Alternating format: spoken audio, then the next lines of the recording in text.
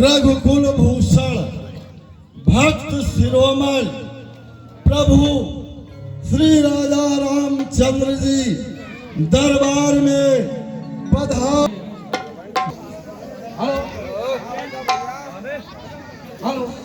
कल्याणम अस्तु।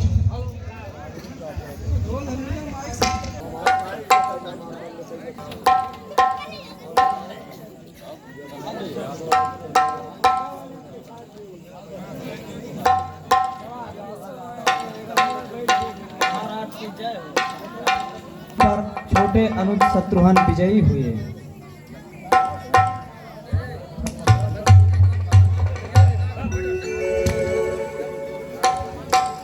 ये तो बड़ी प्रसन्नता की बात है। हाँ महाराज। अयोध्या में दीपमाला कराई जाए। महाराज, क्या ये शुभ समाचार भाभी माँ भी सुन सकती हैं? अवश्य, उन्हीं के आशीर्वादों से शत्रुघ्न की विजय हुई है। वो सुन भी लेंगी और प्रसन्न भी होंगी। अयोध्या में दीपमाला कराई जाए। जो आज्ञा महाराज। जन्म दिवस पर मैं आपका वशिष्ठ चारों दिशाओं के समस्त ऋषियों की ओर से आशीर्वाद देता हूँ कि आपका सर्वथा कल्याण हो। आप स्वयं मूर्तिवान धर्म हैं, अतः जहाँ भी आपके नाम का उच्चारण हो वहाँ धर्म की वृद्धि होती है। गुरुदेव, आपके आशीर्वाद के लिए हमारा कोटि सा धन्यवाद स्वीकार करिए। यशस्वी महाराज, कहिए आर्यसमान। कुछ कहना चाहता हूँ। आर्यसमान, जो कुछ कहना चाहते हो उसे इस सारी सभा के बीच कहो। क्या कहना चाहते हो? महाराज, जब से माता जानकी अयोध्या से गई हैं तब से प्रजा उत्साहहीन हो गई। इसलिए आप कोई एक बहुत बड़ा अनुष्ठान कीजिए। इसका अर्थ है कि प्रजा की उत्साह बनाए रखने के लिए हमें भी कोई ना कोई उत्सव करना चाहिए। हाँ महाराज।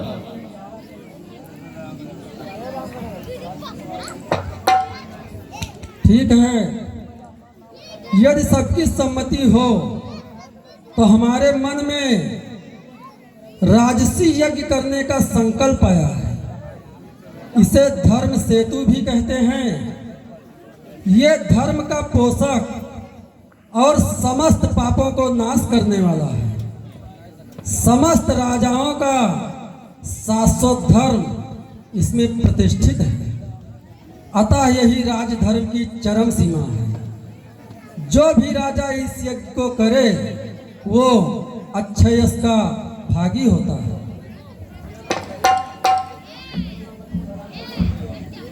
धृष्टता के लिए क्षमा चाहता हूँ महाराज। राजसी यज्ञ आपको करने की कोई आवश्यकता नहीं। आप तो दिग्विजयी हैं महाराज। राजसी यज्ञ में भूमंडल के समस्त स्वाभिमानी राजाओं का विनाश हो जाएगा और जितने आत्मसम्मान राजा हैं वो मारे जाएंगे महाराज। हे महाराज, समस्त आत्मसम्मान राजा आपको उस भांति देखते हैं जैसे एक बालक पिता को देखता है। सो हे महाराज, आप राजसी यज्ञ ना करें। कैकेयी नंदन, तुम्हारी बात सुनकर हम बहुत प्रसन्न हुए।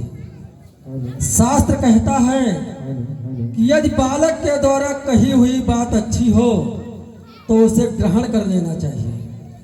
हे निष्पाप भरत, तुम्हारे मुख से निकला हुआ ये धर्म संगत वचन इस सारी पृथ्वी की रक्षा करने वाला है।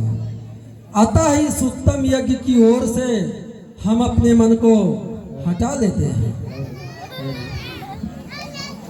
क्षमा करें महाराज, मैं आपसे कुछ कहना चाहता हूँ। कहिए लक्ष्मण, क्या कहना चाहते हैं? महाराज, आप राजसूय यज्ञ का त्याग करके अश्वमेध यज्ञ का अनुष्ठान कीजिए। सुनने में आता है कि देवराज इंद्र ने ब्रह्म दोष से मुक्त होने के लिए अश्वमेध यज्ञ का अनुष्ठान किया था, जिससे पूरे भारत में, पूरे देश में आपकी प्रसन्नता फैलेगी। सौमित्र लक्ष्मण, तुमने अति सुंदर प्रस्ताव रखा है। पूर्व काल में राजा इल जब भगवान शंकर के श्राप से स्त्री बन गए थे, तब उन्होंने इस यज्ञ का अनुष्ठान करके पुनः अपने पुरुषार्थ को प्राप्त किया था। देवराज इंद्र भी जब दोषी हुए थे तो उन्होंने अश्वमेध यज्ञ का अनुष्ठान करके ब्रह्म हत्या के पाप से मुक्त हुए थे। हमें भी इस बात का आभास है कि रावण का वध करके हम भी ब्रह्म हत्या के दोषी हुए हैं। इसीलिए सुना है कुंभोदर ऋषि ने हमारे अन्न भंडार से एक भी अन्न का दाना लेना स्वीकार नहीं किया। हाँ महाराज। इसीलिए यदि गुरुदेव आज्ञा दें तो हम इस अश्वमेध नामक यज्ञ करने का संकल्प करते हैं। महाराज राम, आप स्वयं पाप और पुण्य की सीमाओं से परे हैं। आपको पाप न स्पर्श कर सकता है और न पुण्य। फिर भी हम अश्वमेध यज्ञ करने से पूर्ण सहमत हैं। इससे रघुकुल की यश पताका चारों दिशाओं में लहराएगी और जैसा आर्य सुमंत ने कहा है, प्रजा के अंदर भी उत्साह की लहर फैल जाएगी। तो फिर प्रभु, इस यज्ञ के प्रमुख ऋग्वेद आप ही होंगे। अश्व संचारण, ब्रह्म राक्षस आदि किसी भी प्रकार का विघ्न उत्पन्न न हो, वैसा आप यज्ञ करवाइए, क्योंकि इस भार को केवल आप ही वहन कर सकते हैं। आप हमारे गुरु और परम महान हैं। आपका मुझ पर विशेष स्नेह है गुरुदेव, इसलिए इस यज्ञ को आप निर्विघ्न संपन्न करवाइए। महाराज, आप मुझे ये मान दे रहे हैं,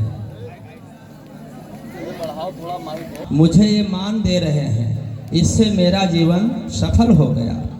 ये जो आपने कहा कि मेरा आप पर विशेष स्नेह है, ये सत्य नहीं है। सत्य तो ये है कि मैं आपका परम भक्त हूँ।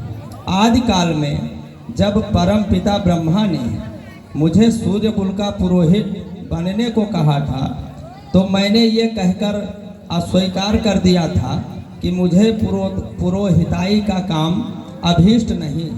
तब ब्रह्मा जी ने कहा था कि आगे चलकर इसी कुल में स्वयं भगवान विष्णु अवतार लेंगे, जिनके पूर्ण कर्मों में तुम स्वयं सहभागी बनोगे। तब मैंने इस कुल का पुरोहित बनना स्वीकार कर लिया था। तब से मैंने आपके आने की प्रतीक्षा करता रहा। आज आपने इस महान पूर्ण कारक यज्ञ में मुझे ऋतुज कार्य सौंपकर मानो मेरे 100 वर्षों की तपस्या का ऐसा फल मुझे प्रदान कर दिया, जो मुझे कई जन्मों की तपस्या से प्राप्त नहीं हो सकते थे। मैं इस यज्ञ का पूरा उत्तरदायित्व लेता हूँ। ठीक है गुरुदेव, जैसा आप आज्ञा देंगे उसी के अनुसार ये कार्य किया जाए। रामचंद्र की जय। लखन लाल की, वीर बजरंग बली की जय। कुल गुरु वशिष्ठ महाराज की जय। अर्जुन लाल भैया में कर रूम में आए।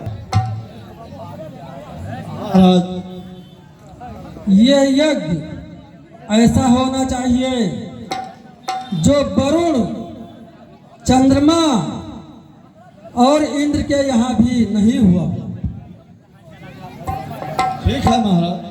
और दान, ये यज्ञ ऐसा होना चाहिए जो वरुण, चंद्रमा और इंद्र के यहाँ भी नहीं हुआ।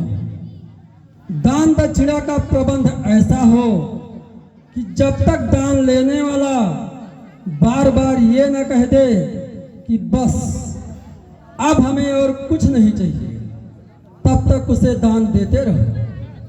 ठीक है महाराज। इस यज्ञ में देवता, नाग, किन्नर, गंधर्व आदि सभी आएंगे और हमारे राज्य के जो धर्मनिष्ठ ब्राह्मण, क्षत्रिय, शूद्र और वैश्य हैं उन्हें, और जो हमारे राज्य को छोड़कर दूसरे राज्यों में चले गए हैं उन्हें, और तपोधन के ऋषियों और ब्रह्म ऋषियों को बुलाने का प्रबंध करो।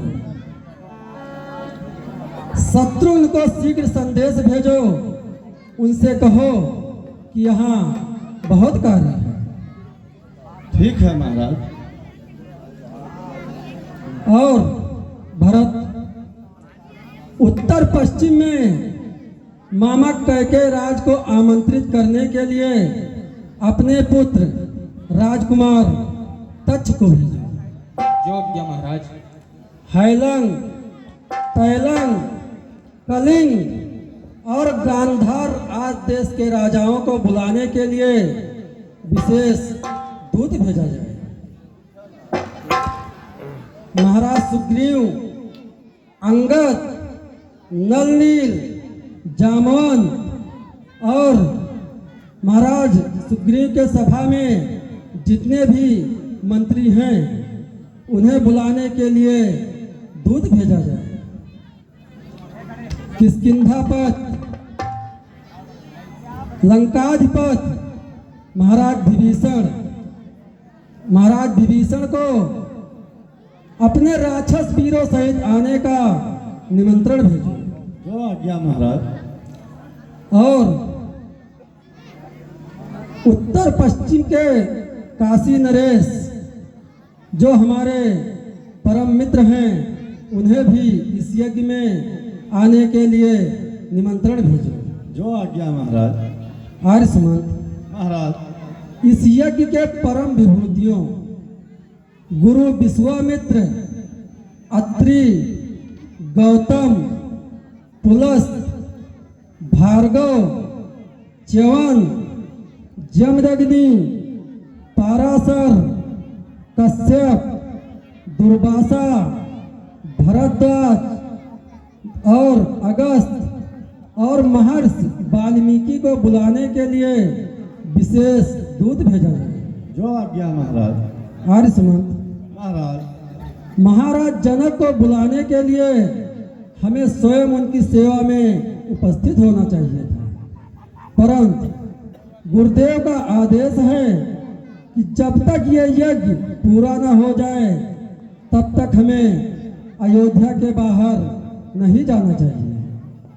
इसीलिए उनकी सेवा में लक्ष्मण के पुत्र राजकुमार चित्रकेतु को भेजा जाए। जो आज्ञा महाराज। इन समस्त अतिथियों का पूरा ध्यान और पूरा सम्मान रखा जाए। जो आज्ञा। किसी भी प्रकार की कोई असुविधा उत्पन्न नहीं। ठीक है महाराज। आपकी आज्ञा मुझे शिरोधार्य है।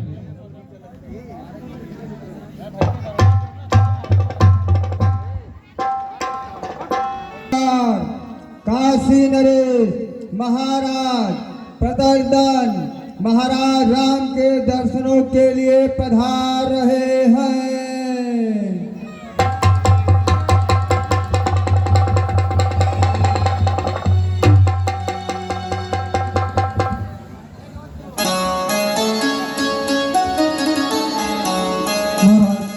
आसन ग्रहण। महासुग्रीव, ऋक्षराज जामवन, युवराज अंगद और पवन पुत्र महावीर हनुमान सहित पधार रहे हैं।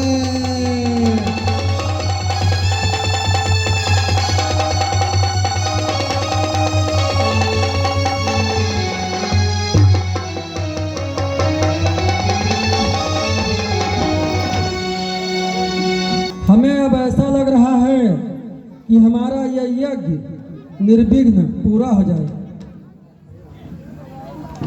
राक्षस कुलमणि लंकापति महाराज विभीषण पधार रहे हैं।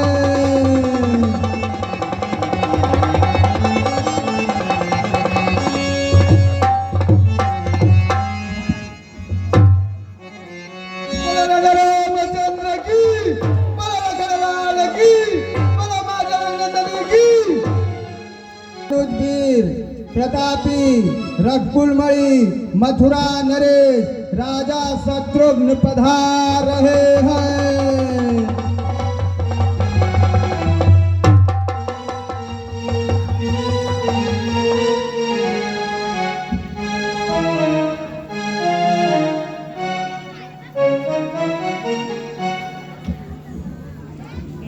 शत्रुघ्न, तुम्हारे राज्य में सब कुशल तो है ना? जो राज आपके श्री चरणों की छाया में पनपेगा वहां तो अमंगल हो ही नहीं सकता। बहुत अच्छी बात है। तुम्हारे दोनों पुत्र कहाँ हैं? वो वहां अपने माताओं के पास।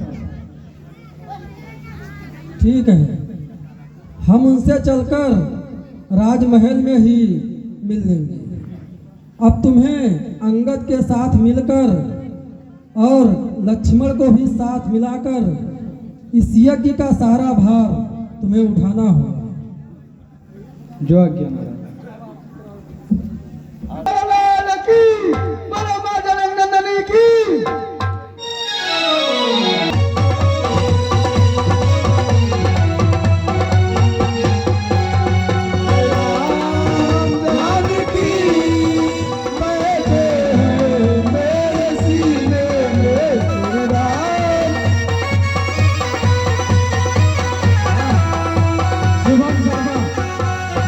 शुभम शर्मा जो सोम शर्मा के छोटे भाई हैं वो यहाँ उपस्थित हो। श्री शुभम शर्मा